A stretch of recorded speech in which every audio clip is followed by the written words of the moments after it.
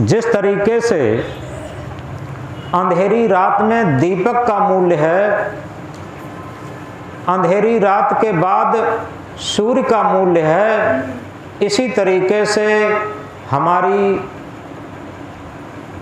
अज्ञान की अंधेरी जिंदगी में शिक्षक एक सूर्य के समान है, शिक्षक एक दीपक के समान है। अगर हम सही तरीके से समझें तो सबसे पहली शिक्षक हमारी माँ है, क्योंकि हमारा शारीरिक जीवन माँ से जन्म लेता। अगर माँ ना होती तो हमारा जीवन ही नहीं होता। तो दुनिया में सबसे प्रथम शिक्षक हमारी माँ है। सबसे बड़ी बात यह है, एक दार्शनिक ने प्रश्न किया कि बच्चे की शिक्षा कब से होनी चाहिए, तो एक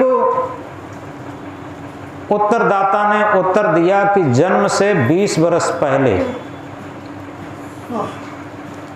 और वहां लोग और बैठे थे तो उन्होंने कहा ये तो कोई बात समझ में नहीं आई कि जिसका जन्म ही न हुआ हो और उसके 20 वर्ष पहले शिक्षा कैसे दी जा सकती। तो उत्तरदाता ने कहा कि देखो, बच्चे के जन्म में सबसे पहली भूमिका माँ है, और जो बच्चियां आगे चल कर के पति पत्नी बंधन में बंध करके मां बननी चाहते हैं, तो बच्चे के जन्म से पहले 20 वर्ष पहले उस मां को शिक्षा देनी चाहिए। क्योंकि मां जितनी शिक्षित होगी, अब यहां शिक्षित का अर्थ ये नहीं है कि डिप्लोमा होल्डर, क्योंकि शिक्षा के यहां दो रूप होते हैं, एक भौतिक शिक्षा, एक आध्यात्मिक शिक्षा। हम केवल भौतिक अक्षरी ज्ञान को समझ लेते हैं, अक्षरी ज्ञान कर लिया तो हम शिक्षक हो गए, लेकिन यथार्थ में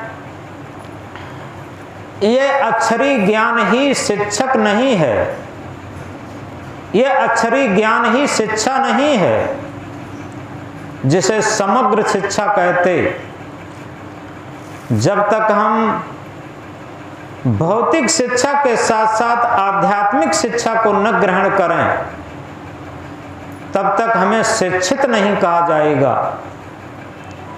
पहले बहुत ऐसे लोग होते थे जो बहुत कम पढ़े लिखे होते थे, लेकिन वास्तव में उनके अंदर आध्यात्मिकता भरी होती थी, क्योंकि जहां पर सेवा हो, त्याग हो, प्रेम हो, ये बहुत बड़ी शिक्षा है।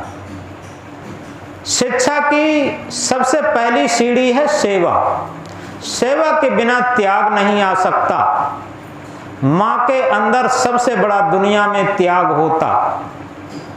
अगर आज की शिक्षा को पूछा जाए, आज की शिक्षा की पद्धति को पूछा जाए, तो एक बूढ़ी मां अपने लड़के से कह रही थी, बेटा आज तू सही तरीके से हमें रोटी तक की नहीं पूछता, हमारी बीमारी में, कठिन परेशानी में, दुख दर्द में तू हमारी बात तक नहीं पूछता। मैंने तुझे 9 महीने अपनी कोख में रखा है और कितनी तेरे पालन पोषण में कितनी कठिनाई उठाई है। आज का आधुनिक बच्चा, पढ़ा लिखा बच्चा क्या कहता है कि माँ इस बात की हमें उल्हाना मत दो कि हमने 9 महीने तुम्हें अपनी कोख में रखा है, तुम अपने कोख रूपी कमरे का किराया ले सकती हो, लेकिन ये उल्हाना मैं नहीं सह सकता। ये आधुनिक शिक्षा पद्धति का परिणाम है कि बच्चा अपनी माँ से क्या कह रहा।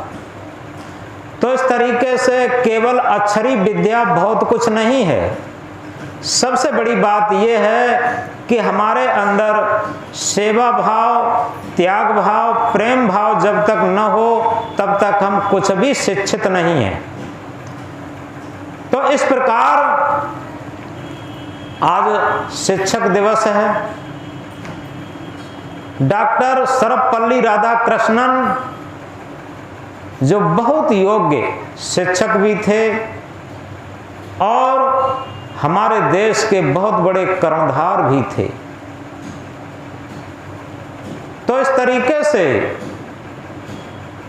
यथार्थ में उनका जीवन त्यागमय था।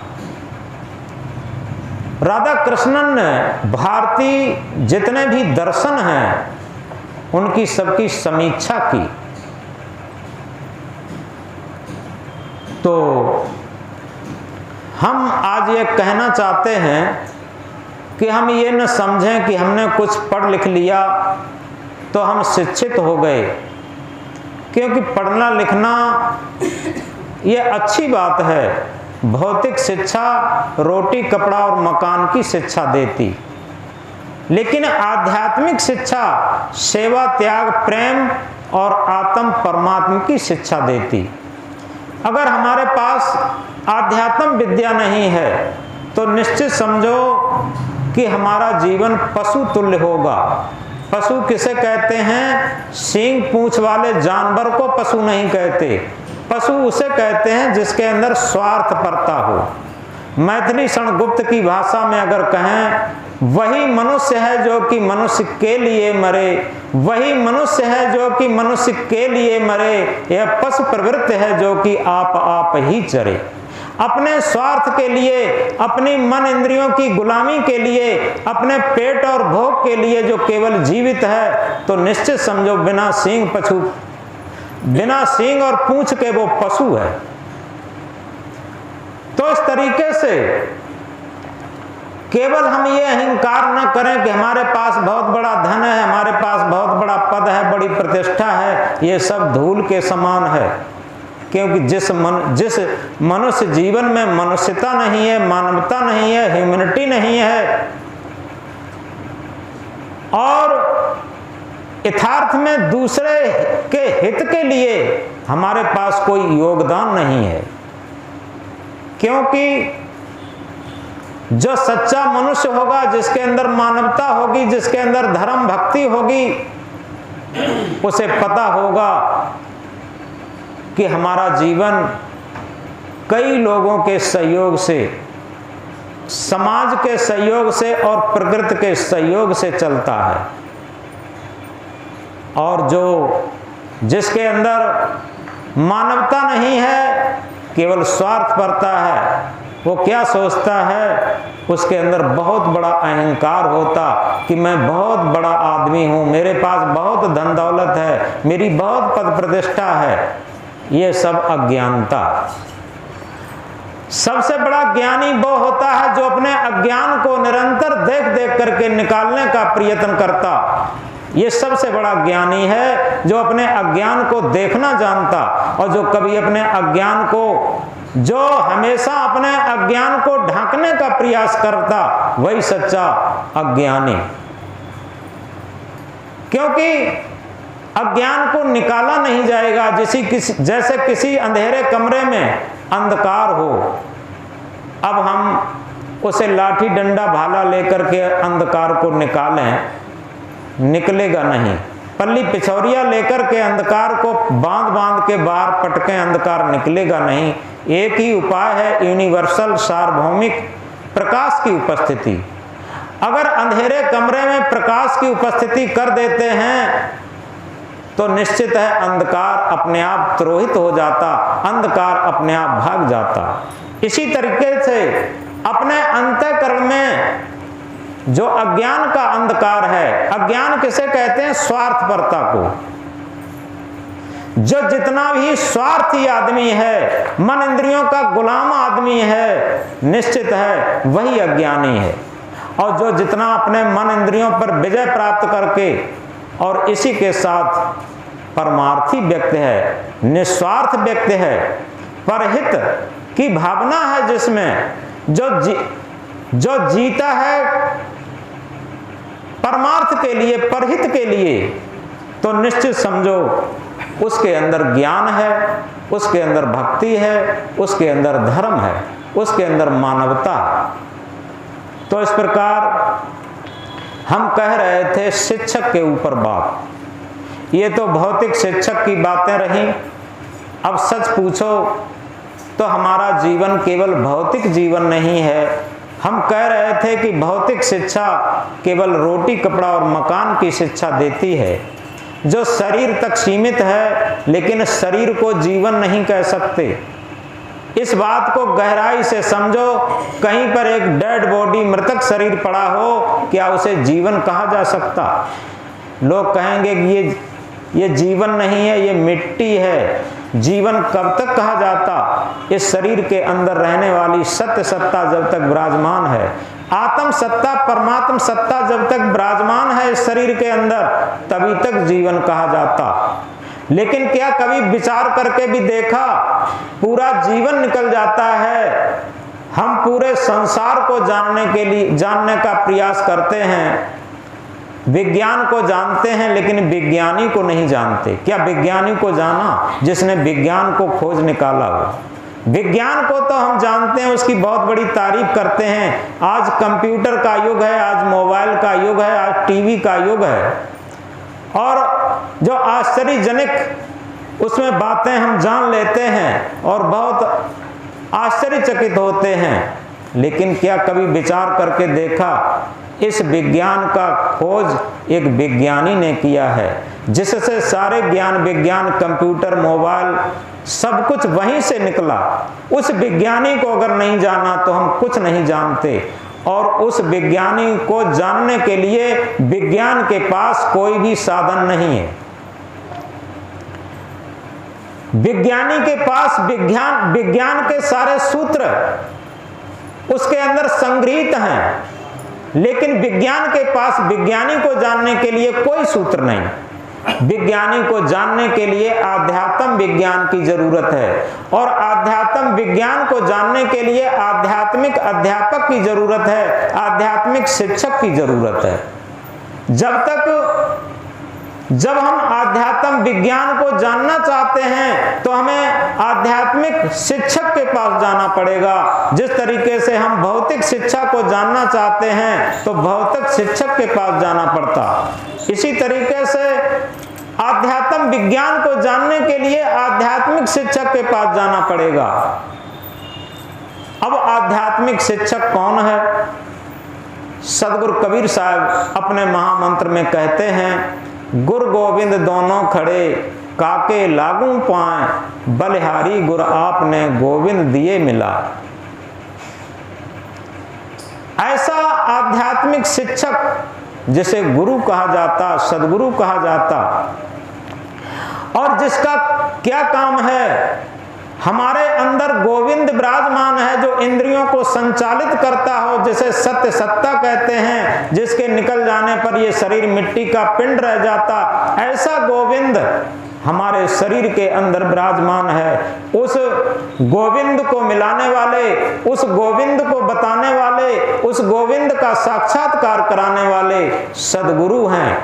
ऐसे सदगुरु शिक्षक के रूप में, आध्यात्मिक शिक्षक के रूप में अगर हमें मिल जाएं तो हमें आत्म बोध करा देते, आत्म साक्षात करा देते। जो विज्ञानी है उसका साक्षात्कार करा देते। तो इसलिए हम एक बात का विशेष ध्यान रखें, हम चाहे गृहस्थी में हैं, विरक्ति में हैं, कोई अंतर नहीं पड़ता, क्योंकि हम बहाना ढूंढ लेते हैं। गृह कारज नाना जंजाला, एक बात कह देते हैं कि अरे महाराज, घर गृहस्थी में नाना जंजाल, नाना कार्य होते। लेकिन एक बात समझ लीजिए, हमारा जो शरीर चलता है, इस शरीर में एक ऐसा अंग होता है जो स्वचालित अंग है, जैसे हृदय। आप देखते हैं हमारे हाथ को, पाँव को, इन इंद्रियों को, आँख को, कान को हम बंद भी कर सकते, चालू भी कर सकते, सारी इंद्रियों को, लेकिन हृदय को बंद और चालू नहीं करते। हृदय एक ऐसा अंग है जो स्वचालित है, जब से जन्म हुआ और जब तक मृत्यु होगी तब तक चलेगा। और जिस दिन हृदय बंद हो जाएगा उसी दिन क्या कह देते हैं कि अमुक का हार्ट अटैक हो गया, हृदय गति रुक गई। हार्ट अटैक अंग्रेजी का शब्द है, हिंदी में हृदय गति रुक जाना। जिसकी हृदय गति रुक जाती है वही खत्म हो जाता, उसका जीवनांत हो जाता। और हृदय में ही वो गोविंद बैठा है जो इन सारी इंद्रियों को संचालित करता।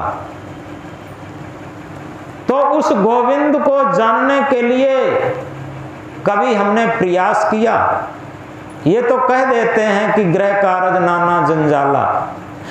अरे सच बात यह है कि इस शरीर को, शरीर की आवश्यकता को तो हम जानते हैं कि रोटी, कपड़ा और मकान से पूरा किया जा सकता। इस शरीर रूपी मोटर की खुराक है रोटी, कपड़ा और मकान। लेकिन इसमें एक ड्राइवर बैठा, जिसे चेतना कहते, जिसे आत्मा कहते, जिसे स्वैल कहते। उस आत्मा रूपी सत्य ड्राइवर की क्या खुराक है और वो क्या है, कभी जानने का प्रयास किया? और जब इसे हम जानने का प्रयास करेंगे तो निश्चित है उसके लिए हमें आध्यात्मिक शिक्षक के पास जाना पड़ेगा। और आध्यात्मिक शिक्षक क्या पढ़ाएगा?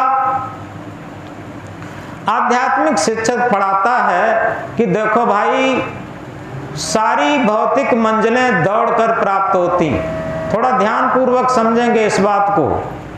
अभी आपको दिल्ली जाना है तो जितना तीव्रगामी वाहन अपनाएंगे उतनी जल्दी दिल्ली पहुंच जाएंगे। कहने का आशय, भौतिक जितनी भी मंजिलें हैं वो दौड़कर मिलती हैं। जो आध्यात्मिक शिक्षक कहता है कि भौतिक मंजिलें दौड़कर मिलती हैं, लेकिन आध्यात्मिक मंजिल, आध्यात्मिक लक्ष्य रुककर मिलता।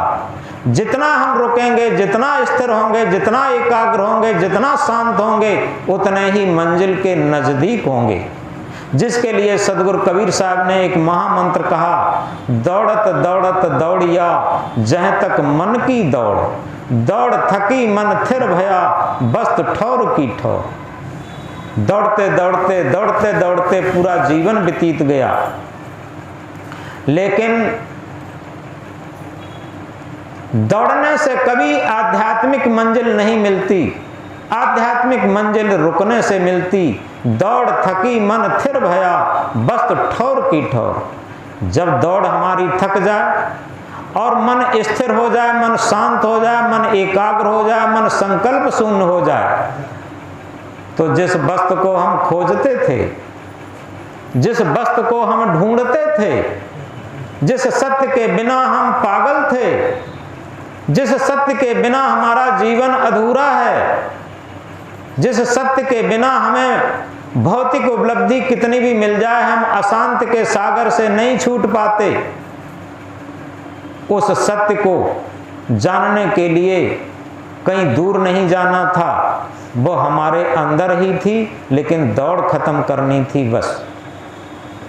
तो दौड़ खत्म करने के लिए आध्यात्मिक शिक्षक हमें प्रयोग बताते हैं कि किस तरीके से हम समझ पाएं कि आखिर ये मन क्या है और मन को एकाग्र कैसे कर सकते, मन को संकल्प शून्य कैसे कर सकते। उसके लिए सबसे अच्छा तरीका केवल एक ही है कि हम अपने 12 घंटे के समय को एडजस्ट करें। कि आखिर एक बात विचार करके देखें, हम अपने को बहुत योग्य मानते हैं, बहुत व्यवहारिक मानते हैं, बहुत धनी मानते हैं, बहुत बड़ा मानते हैं, और चारों तरफ अपनी ही तारीफ का वर्णन करते, लेकिन हमारी तारीफ तब खाक हो जाती जब सत्यता की खोज की तरफ हम जीरो रह जाते, आत्मा की खोज की तरफ हम जीरो रह जाते, आध्यात्म की तरफ हम जीरो रह जाते, भक्ति की तरफ हम जीरो रह जाते, और इसी के साथ हम ये भी नहीं समझ पाते आखिर मन क्या है और उसे एकाग्र कैसे करें। तो सबसे बड़ी बात ये समझें कि हमारे जीवन में जितना छल कपट होगा उतना ही हमारा मन चंचल होगा, मन हमारा गंदा होगा। अपवित्र मन गंदा होता और पवित्र मन निर्मल होता। देखो रामायण में भी कहा है, निर्मल मन सोई जन मोह पावा, मोह कपट छल छिद्र न भावा। जिसका मन निर्मल हो गया है, ऐसे पवित्र मन वाला साधक, ऐसे पवित्र मन वाला भक्त, इसमें यह नहीं कहा कि इतनी चढ़ानी चढ़ाए, इतना रुपया खर्च करे, इतने पाठ करे, इतने तीर्थ करे, इतने माला घुमाए, इतनी पूजा करे, ऐसे मंत्र जपे, ये कुछ नहीं कहा। क्या कहा? ये आप किसी मत मजहब के हो, सबके लिए है कि निर्मल मन सोई जन मोह पावा। जिसका मन निर्मल हो गया है, क्योंकि निर्मल मन ही एकाग्र हो सकता। इस बात को गहराई से समझें, इसमें कोई भी रिश्वत नहीं चलेगी, इसमें कोई भी दिखावट बनावट मिलावट नहीं चलेगी। क्योंकि जैसा कि हम संसार में दिखावट बनावट मिलावट कर लेते हैं, वो यहाँ नहीं चलेगी। यहाँ ओरिजिनलिटी चलेगी, यहाँ वास्तविकता चलेगी, सत्यता चलेगी। क्या? हमारा मन जब निर्मल होगा, जब निर्मल होगा तभी मन एकाग्र होगा, और तभी मन संकल्प शून्य होगा, और तभी आध्यात्मिक यात्रा शुरू होगी। अभी तो भौतिक यात्रा कर रहे थे, जो यात्राएं सब दौड़ करके मिली, अब हम आध्यात्मिक यात्रा में निकलते हैं। तो आध्यात्मिक यात्रा के लिए सबसे पहले हमें मन निर्मल करना पड़ेगा। देखो रविदास जी महाराज ने क्या कहा, जो मन चंगा तो कठौती में गंगा। अगर हमारा मन निर्मल हो गया है तो हमारे पापों को गंगा नहीं छुड़ा सकती, हमारी कठौती में गंगा है। कठौती क्या है? हमारे अंतःकरण में गंगा है। ज्ञान गंगा नहा ले मेरे मना, ये मन ज्ञान की गंगा में नहा ले, ज्ञान की गंगा में गोता लगा ले। ज्ञान की गंगा कहाँ है? हमारे आत्मा का ज्ञान। आत्मा के अंदर वो असीम ज्ञान का सागर भरा है, जो किसी भी शास्त्र में नहीं मिल सकता, किसी भी पोथी में नहीं मिल सकता। उस आत्मज्ञान के सागर में ऐ मन तू गोता लगा ले और तू निर्मल बन जा, तू चंगा बन जा।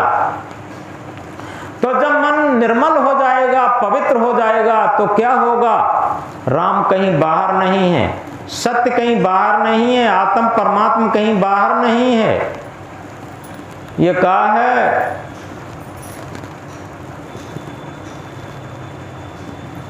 मेरा साहेब है घट भीतर बाहर नैना क्यों खोले। मेरा साहेब, मेरा ईश्वर, मेरा परमात्मा, मेरा सत्य, मेरा आत्मा घट के अंदर विराजमान है। हम बाहर नैना क्यों खोले? कहने का आशय कि हम बाहर जो ज्ञान इंद्रियां बहिर्मुखी हैं, उन्हें हम बहिर्मुखी क्यों ले जाएं? कान बाहर की तरफ सुन रहे, आंखें बाहर की तरफ देख रही, जिह्वा बाहर की तरफ चख रही, त्वचा बाहर की तरफ स्पर्श कर रही, नासिका बाहर की तरफ सूंघ रही।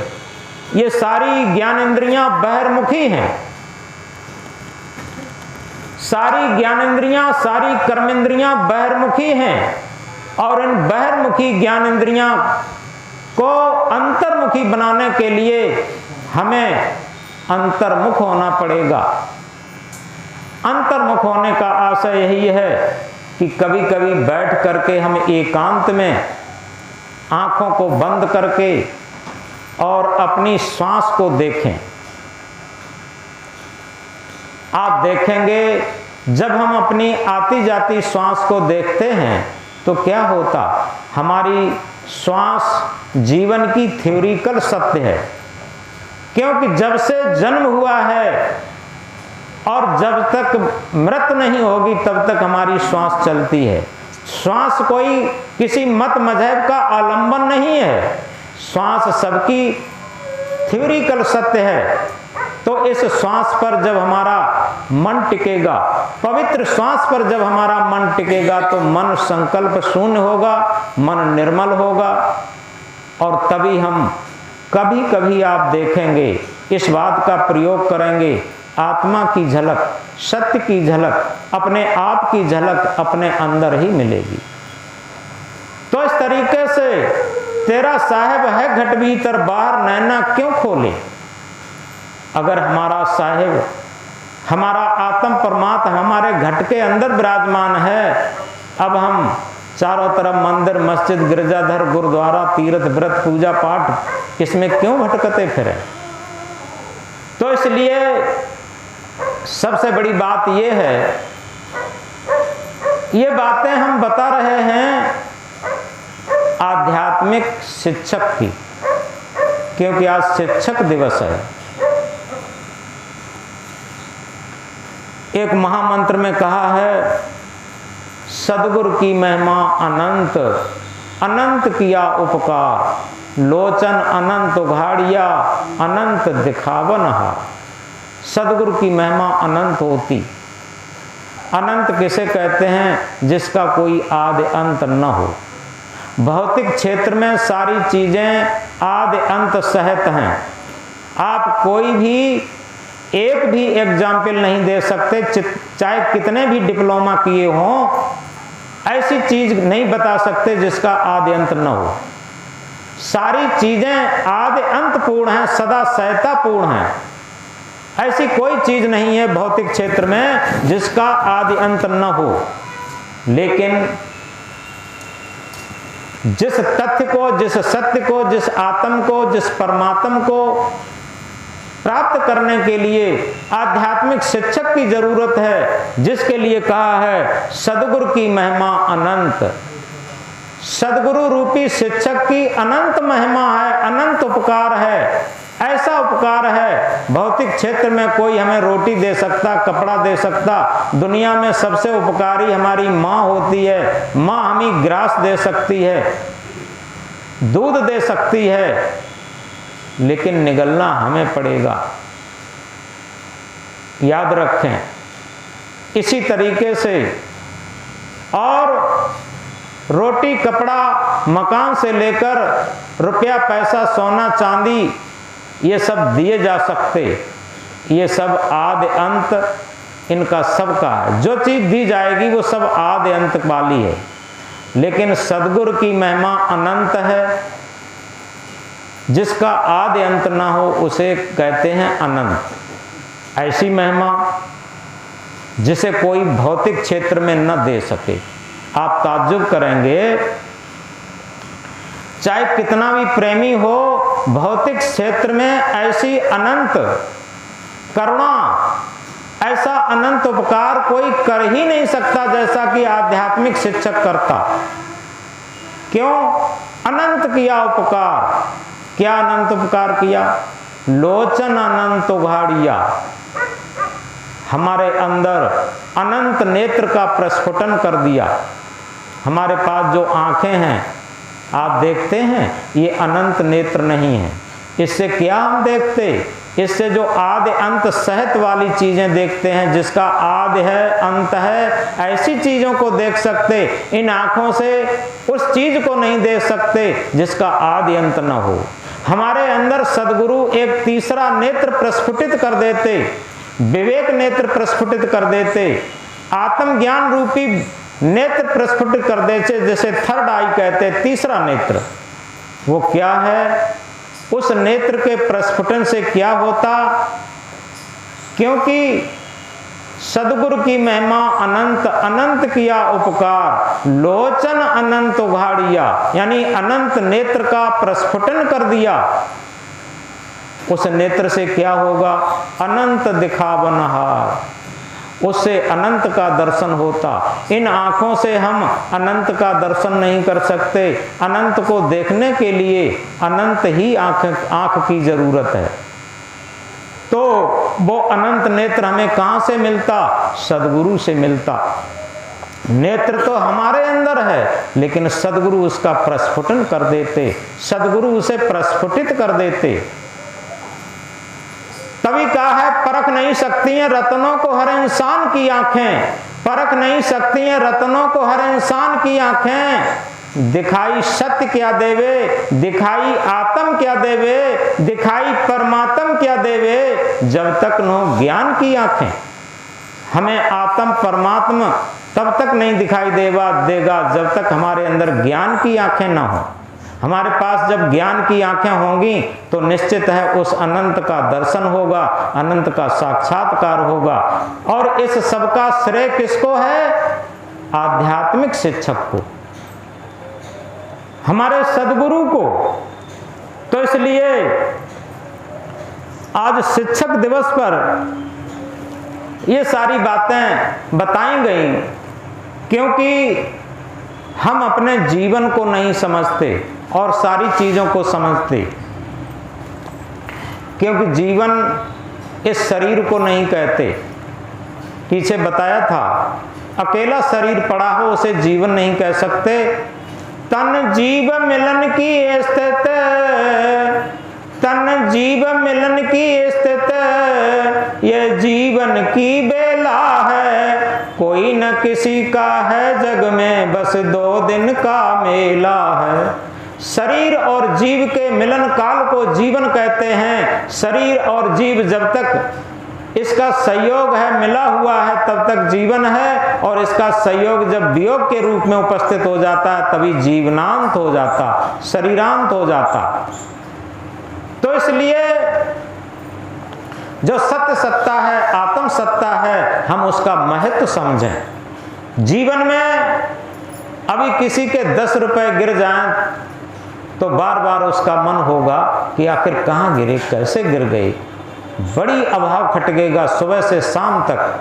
शाम को शायद भूख भी कम लगे, लेकिन जो आत्म सत्ता हम भूले हुए हैं, सत्य सत्ता भूले हुए हैं, परमात्मा सत्ता भूले हुए हैं, जिस पर हमारा जीवन आधारित है, और उसे विस्मृत होने के बाद भी हमें कब ये चिंता होती है कि हमने उसे खोजने के लिए, उसे जानने के लिए, उसका साक्षात्कार करने के लिए, उसका दर्शन करने के लिए आज तक हमने कितना प्रयास किया।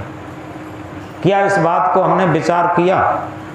और यही विचार करना ही आध्यात्मिक पथ है, भक्ति पथ है।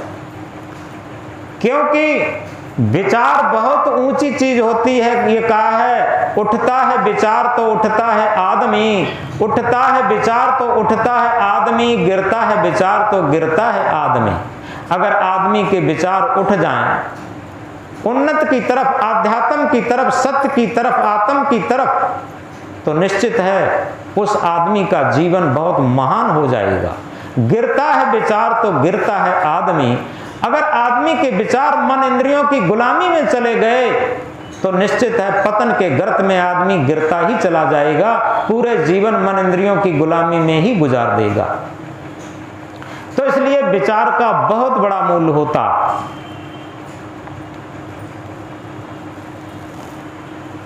हम लोग नशा में जीते हैं।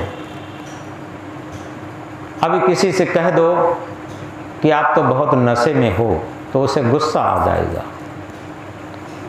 और देखो नशा कब मालूम पड़े, एक छोटे से उदाहरण द्वारा समझेंगे। एक जगह एक महात्मा रहते थे, वो नशा प्रयोग करते थे। शाम के टाइम उनके पास 4 लोग और पहुंच गए, तो उन्होंने भी खूब छक्के गांजा सुल्फा जो नशा प्रयोग करते थे वो खूब पिया और खूब नशा में धुत हो गए। जब नशा में धुत हो गए, उनकी कुटिया से थोड़ी दूरी पर एक नदी बहती थी। अब उन्होंने विचार क्या किया कि चलो ऐसा करते हैं, आज चांदनी रात है और चांदनी रात में हम लोग नौका विहार करेंगे। नशा में खूब झूम रहे थे, चारों लोग उठ करके चल दिए और नदी के पास पहुंचे। नदी के पास मल्लाह अपनी नाव को बांध गया था। नदी के पास जब पहुंचे तो चारों लोग बड़े खुश हुए, चांदनी रात है और नाव पर चारों लोग बैठ गए जा करके। आपस में विचार करते हैं कि ऐसा करो, एक एक आदमी नाव चलाओ, 3 लोग बैठ के नौका विहार का, चांदनी रात का आनंद लेंगे। अब एक एक आदमी नाव चलाने लगा। उस पर बल्ली भी रखी थी और पतवार भी रखे थे। जिन्होंने पतवार देखे हैं वो काट के होते हैं। जहाँ गहरा पानी होता है वहाँ पतवार काम करते हैं, जहाँ कम पानी होता है वहाँ बल्ली काम करती। तो कभी बल्ली से कभी पतवार से नाव चल रही है, बड़े आनंद में हैं, झूम रहे हैं, नौका विहार का आनंद ले रहे हैं। काफी समय बदल बदल के बारी बारी से चारों लोग नाव को खे रहे हैं। और उधर 4 बजे का समय हुआ, उन लोगों का कुछ नशा भी कम हुआ। तो एक आदमी ने कहा कि भैया ऐसा करते हैं, एक आदमी उतर के देखो कितनी दूर हम लोग निकल आए। तो एक आदमी नाव से उतर के जाता है और जैसे ही जमीन पर खड़ा होता है, खड़े होकर के वो हंसने लगा, बहुत हंसता। अब 3 आदमी जो नाव पर बैठे हैं वो सोच रहे हैं कि आखिर ये क्यों हंस रहा। अब वो हंस रहा है, केवल कुछ नहीं कह रहा। केवल उसने एक बात कही कि अगर तुम लोग कोई उतरोगे तो तुम भी हंसोगे। उसमें से एक आदमी और उतरा और जैसे ही उतरा बॉबी हंसने लगा। जब बॉबी हंसने लगा और बॉबी कुछ नहीं बोलता, उसने भी कहा कि अगर तुम लोगों में से कोई उतरेगा बॉबी हंसेगा। अब एक आदमी और उतरा, जैसे ही उतरा बॉबी हंसने लगा। जब तीनों हंसने लगे, एक आदमी रह गया। उसने कहा मामला समझ में नहीं आता, जो उतरता वही हंसता।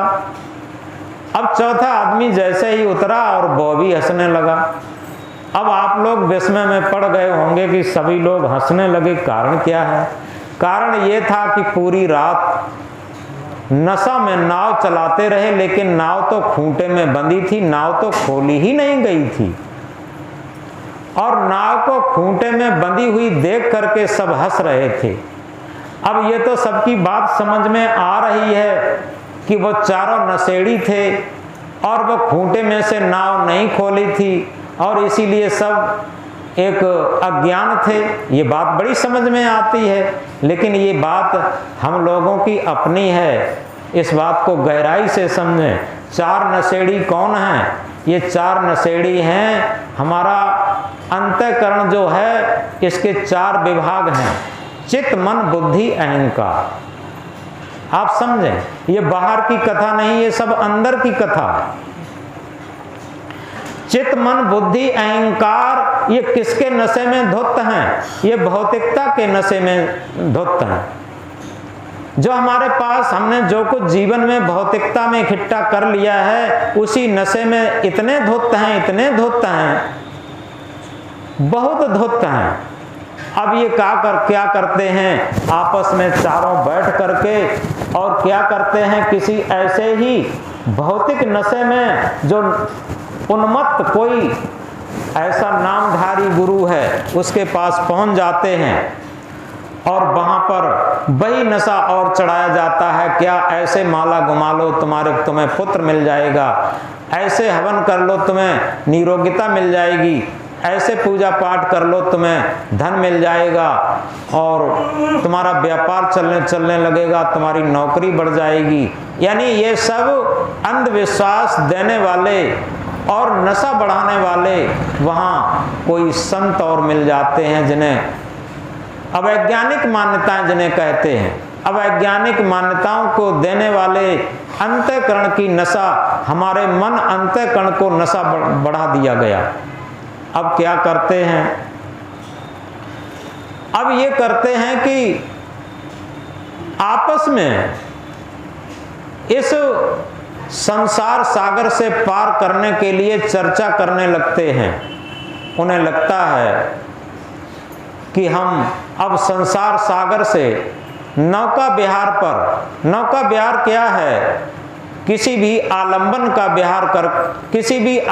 पर चढ़कर के, भौतिक आलंबन पर चढ़कर के हम सोचते हैं संसार सागर से पार हो जाएंगे, तो पूरे जीवन भर नाव खेते हैं और क्या होता है कि जब नशा कुछ उतरता है तब क्या देखते हैं, खूंटे से नाव तो खोली ही नहीं गई।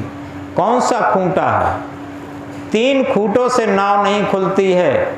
रजोगुण का खूंटा, सतोगुण का खूंटा, तमोगुण का खूंटा, ये ऐसे खूंटा हैं, इन्हीं में तो पूरे जीवन हमारी नाव बंधी है।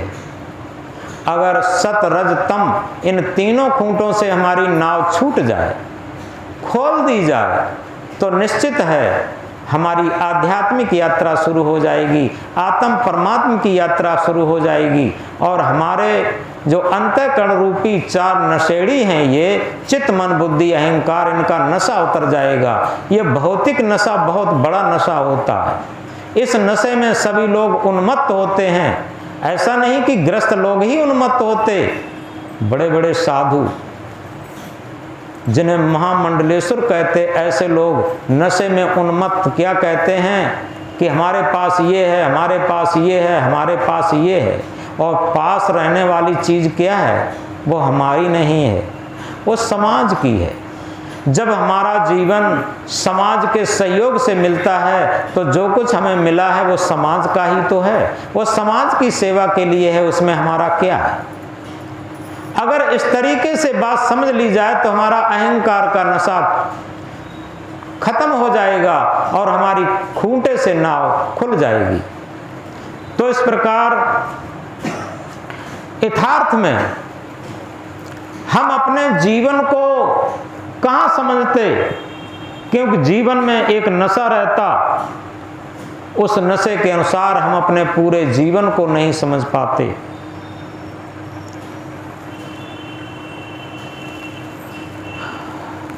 हम कह रहे थे,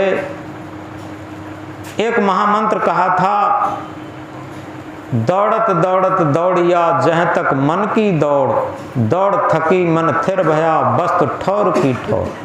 आखिर जिन महापुरुषों को हम आदर्श मानते हैं, उन महापुरुषों को तो देखें।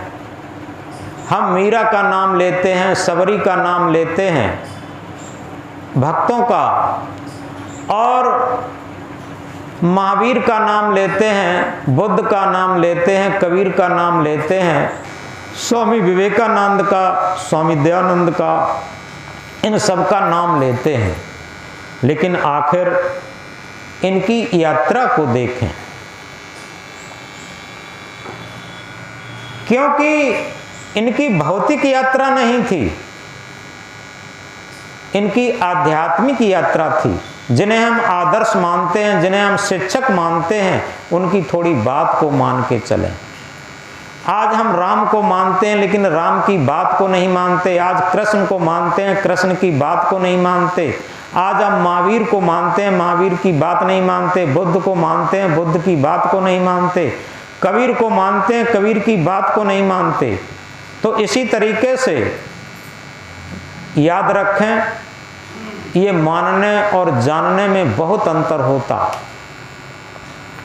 सबसे बड़ी चीज ये है कि हम केवल बातों को पढ़ लें और याद कर लें, ये बहुत छोटी बात है। सदगुरु कबीर साहब ने क्या कहा, पोथी पढ़ पढ़ जग मुआ, पंडित भया न कोय, ढाई आखर प्रेम का पढ़े सो पंडित हो। पोथी पढ़ पढ़ के संसार मर गया, लेकिन वास्तविक जो प्रेम है, जो सत्य के प्रति प्रेम है, जो आत्म परमात्मा के प्रति प्रेम है, वो उद्घाटित ना हो सका तो आखिर उस पढ़ने से क्या हुआ? क्यों? पढ़ना और सुनना बहुत ऊंची चीज नहीं है, बहुत ऊंची चीज है रहना। 3 चीजें होती हैं, कथनी, करनी और रहनी। कथनी में आती है कि हम ज्ञान की बातें बहुत याद करके और कह लें। करनी में आती हैं उन ज्ञान की बातों को कब अपने आचरणों में उतारें। रहनी में आती है कि हमारा मन उन बातों के अनुसार रहता हो। एक उदाहरण के द्वारा समझेंगे।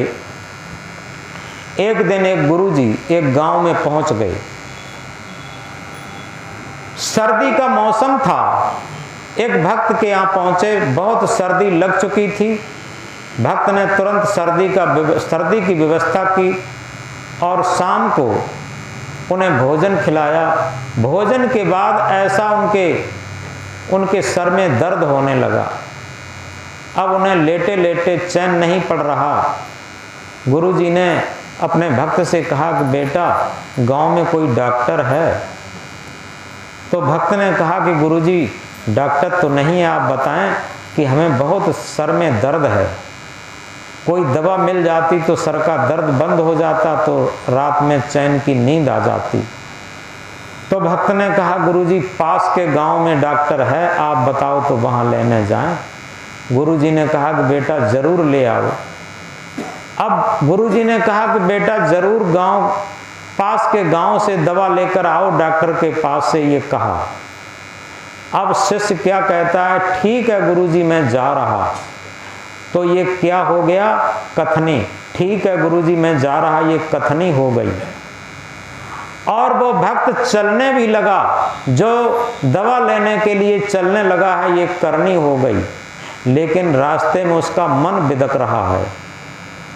मन में क्या आ रहा है, क्या आफत, सर्दी में कड़ाके की सर्दी पड़ रही है और गुरुजी आ गए, बड़ी आफत आ गई। अगर गुरुजी ना आए होते तो आराम से इस सर्दी में रजाई में कमरे में लेटे होते। ये मन बिदक रहा है बार बार। तो देखो, कथनी भी आ गई और करनी भी आ गई, लेकिन रहनी नहीं आई। और करनी मुख से कही जाती है और वो करनी मुख से कही जाती है, करनी इंद्रियों से की जाती है और रहनी मन से होती है। उसका मन बिदक रहा। अगर वो मन से भी ये सोचे, ठीक है मैं गुरुजी की सेवा के लिए जा रहा हूं, ये तो सर्दी मामूली चीज है, और अधिक तुषार पड़ने लगे और अधिक तुषार पड़ने लगे, तब भी क्या फर्क पड़ता, मैं दवाई लेकर ही लौटूंगा और गुरुजी के दर्द का निवारण करूंगा।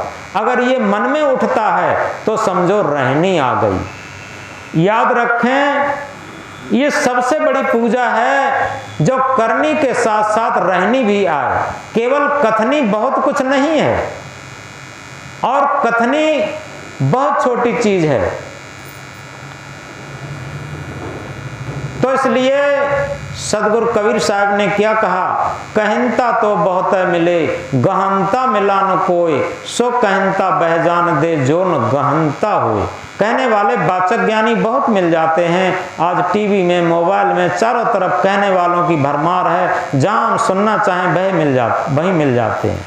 लेकिन आज कोई ऐसा वीर है, सारे धर्म शास्त्रों में सब में बात आती है क्या, मातृ देवो भव, पितृ देवो भव, आचार्य देवो भव, अतिथि देवो भव, ये आता है। माता पिता की सेवा करो, संत गुरुजनों की सेवा करो, गरीब दीन दुखियों की सेवा करो, वृद्धों की सेवा करो, और जो बीमार है उनकी सेवा करो, ये आता है।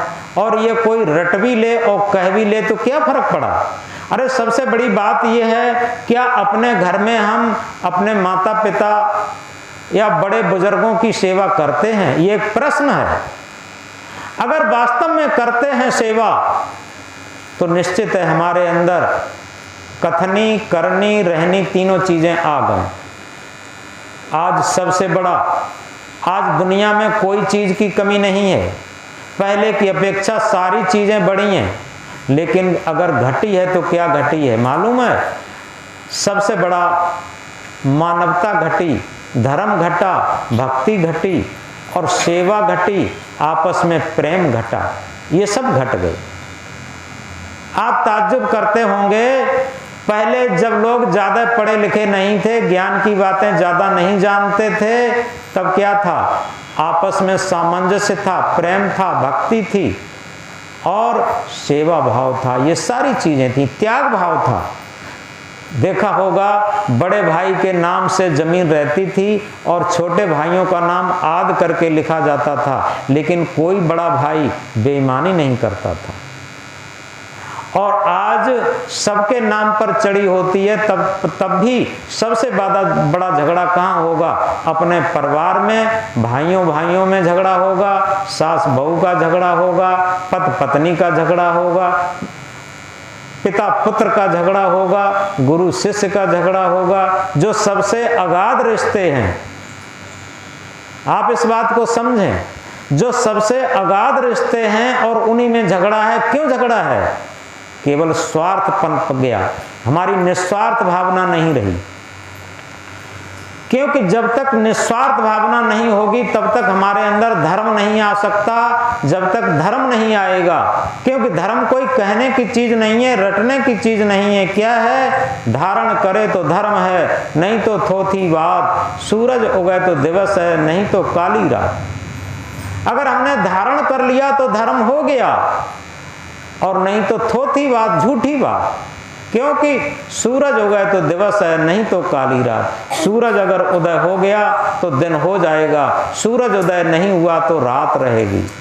अपने अपने कर्म पर अपना ही अधिकार, स्वयं बनावे कर्म पथ स्वयं मिटावन हार। हम ये चाहें कि हमारे कर्म संस्कारों को कोई दूसरा मिटा दे, ऐसा असंभव, इम्पॉसिबल है। हमने कर्म संस्कार बनाए हैं, हम ही मिटा सकते, चाहे हम किसी की पूजा करें। ये सारे पूजा के विधान केवल चटुआ मात्र हैं। जैसे बच्चे को एक चटुआ दे दिया जाता है, थोड़ी देर के लिए बच्चा चुप हो जाता है, लेकिन उसे सच्चा दूध जब नहीं मिलता, उसे तृप्ति नहीं मिलती, तब वे रोने लगता। इसी तरीके से बाहरी औपचारिकताएं ये चटुआ मात्र हैं। थोड़ी देर के लिए हमें मन की संतुष्टि मिल जाती है, लेकिन वास्तविक शांति नहीं मिल सकती। क्योंकि वास्तविक शांति तब मिलेगी जिस तरीके से कहीं पर आग लगी हो और उसका विपरीत हम पानी डालें। जब तक पानी नहीं डालेंगे तब तक आग कैसे बुझेगी? इसी तरीके से हमारे अगर पाप के संस्कार हैं तो हम पुण्य के संस्कार डालें, विरोधी संस्कार डालें।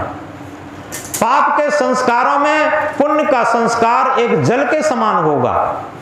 परमार्थ के, परहित के संस्कार डालें, यह पानी के समान होगा। और इसी की तरीके से अगर हमारा अधर्म पर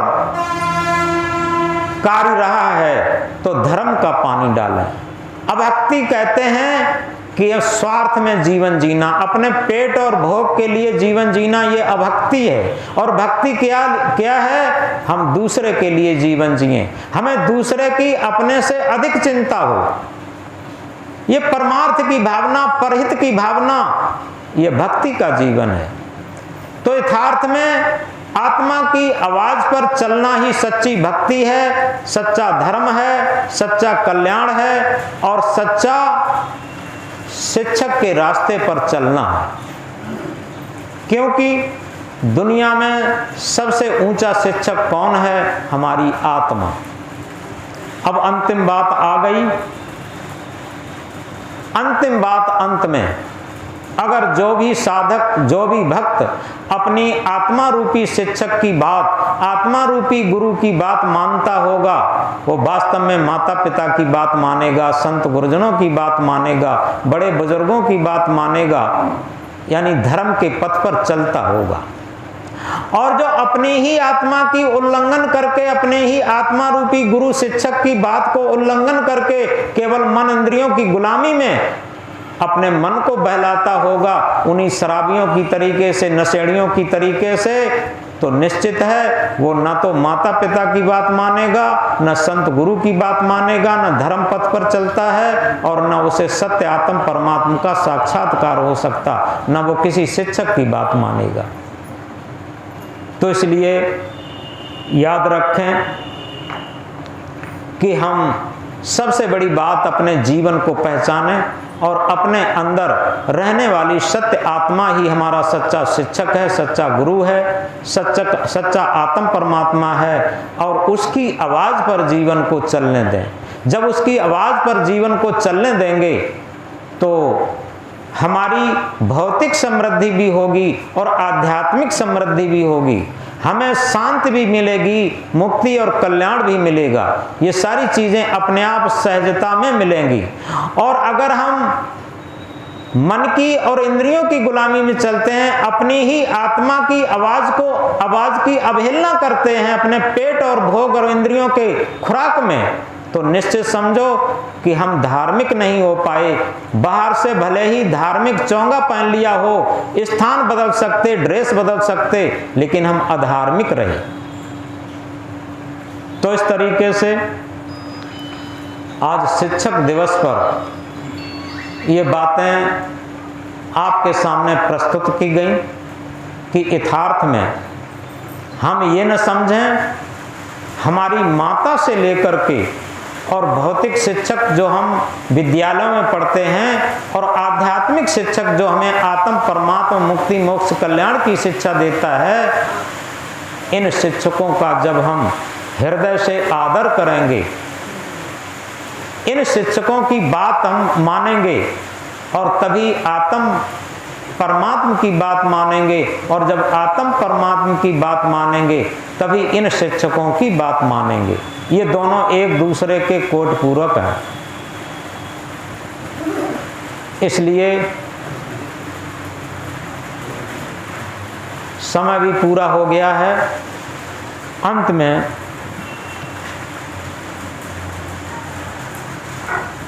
एक महत्वपूर्ण बात एक बात कही है,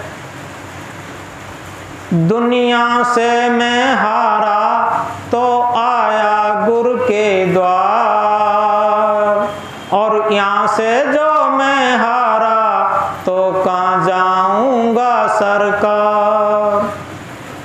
यानी दुनिया से जब मैं हारा, दुनिया से हारना क्या है? ये मन इंद्रियों से हारना, ये शरीर और मन इंद्रियां, ये दुनिया। और दुनिया से जब हम हार जाते हैं, जीतना और हारना क्या है? इनसे दूरी बना लेना। क्योंकि लोग इन्हीं से तो सबसे ज्यादा प्रेम करते। हमारा मन जो चाहता है, इंद्रियां जो चाहती हैं, पूरे जीवन हम वही करते हैं और अपने जीवन की जीत मानते हैं, और यही सबसे बड़ी हार है। ये दुनिया में सबसे बड़ी हार यही है, हम अपने की कुशलता न माने, इसमें हमारा जीवन दिनों दिन नारकी बनता चला जाता। और जो मन इंद्रियों से अलग हट जाता और वही सच्चे आत्मा रूपी गुरु के दरबार में प्रवेश करता उसका मन, और जब आत्मा रूपी गुरु के दरबार में प्रवेश करता तो निश्चित है उसकी सफलता ही सफलता रहती। क्योंकि